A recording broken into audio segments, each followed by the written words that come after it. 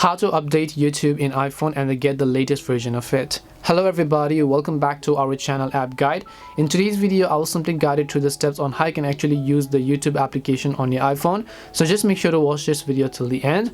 In order to actually use the YouTube application on your iPhone, all you need to do is, of course, first of all, go ahead and actually launch the YouTube app, right? And let's say that you're having some type of issues with the YouTube app. Maybe you're being left out on some of its feature. It means that your YouTube app most likely requires an update. And to do so, all you have to do is just open up your app store, and then in the search box you just want to go ahead and actually type in YouTube over here.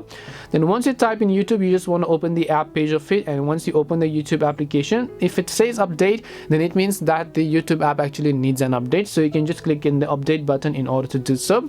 But if you want to just not update it, and if it says open instead of update, then it definitely means that your YouTube app is already updated to the latest version, and there's really nothing that you should be worried about of it.